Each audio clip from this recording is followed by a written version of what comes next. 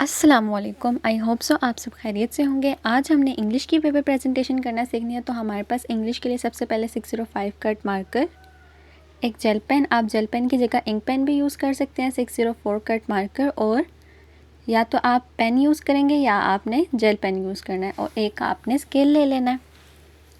तो हमने सबसे पहले 605 कट मार्कर यूज़ करना है। यहाँ पर देखें 605 कट मार्कर हम ऐसे यूज़ करेंगे। हमने सबसे पहले निब की टिप को यूज़ करना है। तो हमने यहाँ पर मिड से स्टार्ट करना है। यहाँ से हमने पहले बनाया थिन स्ट्रोक यूँ, और फिर थिक स्ट्रोक की तरफ आए और ऐसे हमने एस लिख लिया। ऐसे आपने प्यारी प्यारी सी हेडिंग देनी है सेक्शन की। अगर आपको ये हैंड राइटिंग नहीं आती तो कोई मसला नहीं है, आपने यूट्यूब पर जाना है और वहाँ पर मैंने आपको फुल गाइड किया हुआ है, वहाँ से आप क्लासेस को ज्वाइन कर सकते हैं। अगर आपको कट मार्कर यूज़ करना नहीं आ रहा तो आप इसकी जगह सिंपल मार्कर भी यूज़ कर सकते हैं। फिर हमने क्वेश्चन नंबर 2 की हेडिंग देनी है। क्वेश्चन नंबर 2 की हेडिंग आपने एक लाइन को छोड़ के फिर देनी है। आप क्वेश्चन पूरा भी लिख सकते हैं और सिर्फ क्यू भी लिख सकते हैं, दोनों का मतलब एक ही है। तो ऐसे हमने क्वेश्चन नंबर 2 की हेडिंग दे दी। इसके बाद हमने पार्ट नंबर की हेडिंग देनी है। पार्ट नंबर की हेडिंग हमने 604 कट मार्कर से देनी है।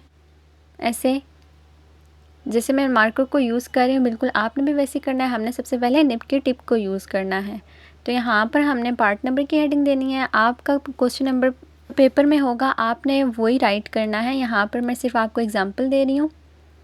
तो ऐसे हमने एक बंच भी बना लिया साइड पे। सबसे पहले आपने 4 लेयर्स बनानी है और उसके बाद 3 करके 2 और 1 की तरफ जाना है, और ऐसे हमारा ये वाला बंच बन जाएगा ग्रेप्स का। इसके बाद हमने आंसर की हेडिंग देनी है।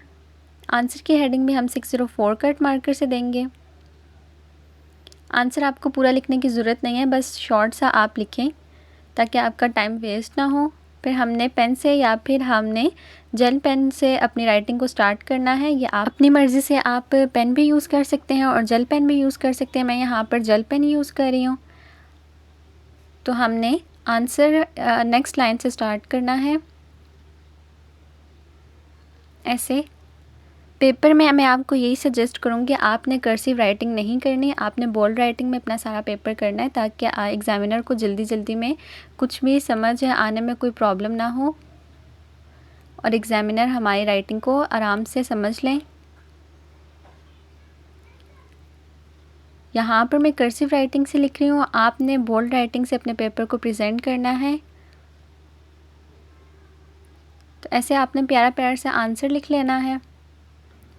आंसर आप लाइन के थोड़ा सा स्पेस देकर भी लिख सकते हैं और लाइन के ऊपर भी लिख सकते हैं। यहाँ पर मैं लाइन के ऊपर लिख रही हूँ। क्वेश्चन नंबर 1 के बाद हमने नेक्स्ट पार्ट की हेडिंग देनी है। नेक्स्ट पार्ट की हेडिंग भी हम 604 कट मार्कर से देंगे। हमने एक लाइन की स्पेस देकर नेक्स्ट लाइन से हमने स्टार्ट करना है। ये वाली लाइन हम लाइंस के लिए छोड़ेंगे और यहाँ से हमने पार्ट नंबर 2 की हेडिंग देनी है। आप लाइंस के लिए 2 लाइन भी छोड़ सकते हैं और नेक्स्ट पार्ट फिर स्टार्ट कर सकते हैं। मैं यहाँ पर सिर्फ एक लाइन छोड़ रही हूँ।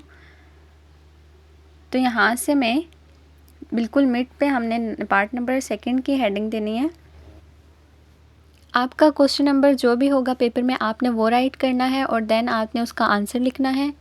आपने ये मिस्टेक नहीं करनी कि आपका पार्ट नंबर चेंज हो और आंसर शीट पे आपका पार्ट नंबर कुछ और हो।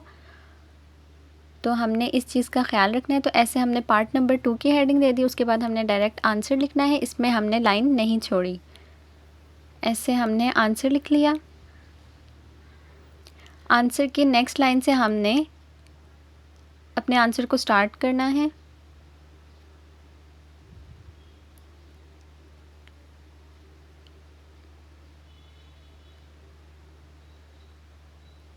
ऐसे हमने प्यारा प्यारा सा लिखना है अपनी राइटिंग को।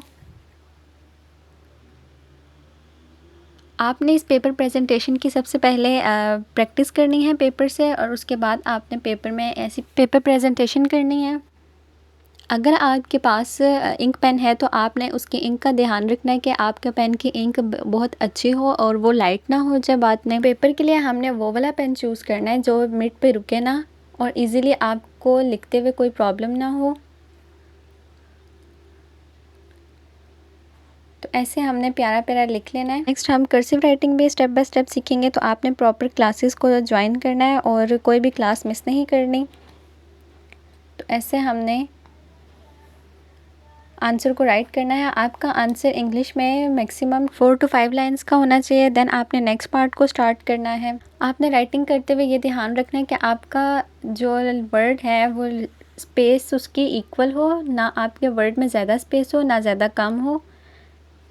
इक्वल स्पेस में आपने अपने वर्ड्स को राइट करना है।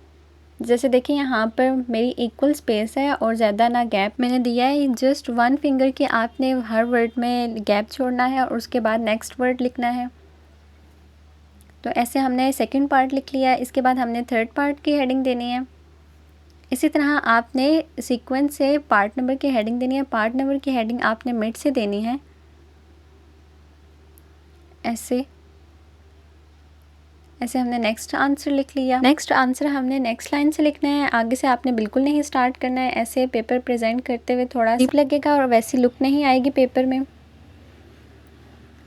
आप चाहें तो लाइन के ऊपर भी आंसर को अपने राइट कर सकते हैं और बोल्ड राइटिंग में आपने पेपर को अपने राइट करना है। जॉइनिंग राइटिंग आपने तब करनी है जब आप अपना कोई काम कर रहे हों। मैं यहाँ पर सिर्फ आपको प्रेजेंट करने का तरीका बता रही हूँ कि आपने पेपर को प्रेजेंट कैसे करना है। तो आपने मुझे बताना कि आपको कौन सी राइटिंग अच्छी लगती है। कमेंट्स में आपने अपनी राइटिंग शेयर करनी है। आपको जॉइनिंग राइटिंग अच्छी लगती है या फिर बोल्ड राइटिंग।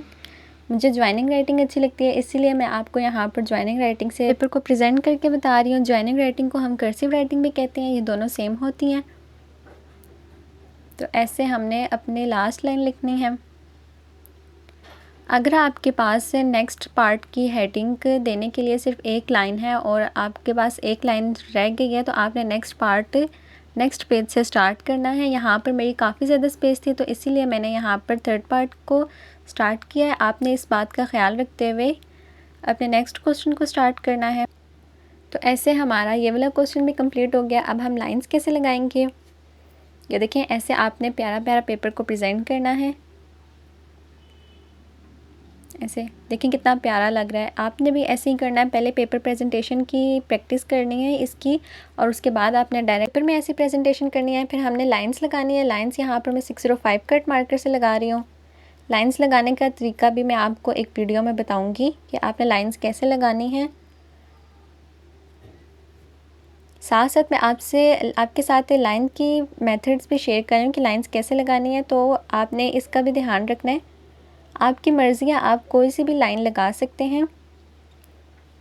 तो यहाँ पर मैं आपको सेकंड मेथड बता रही हूँ। फर्स्ट वाली लाइन को हम थोड़ा सा बीच में से कट करके फिर हमने डॉट डाला है। ये वाली हमने लाइन बिल्कुल स्ट्रेट करके एंड पे हमने डॉट्स डाले हैं।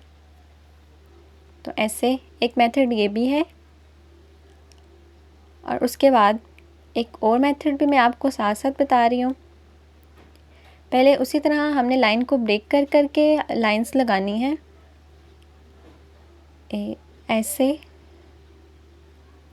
हमने फर्स्ट लाइन लगाई, फिर स्पेस दी, फिर यूं लाइन लगाई और ऐसे।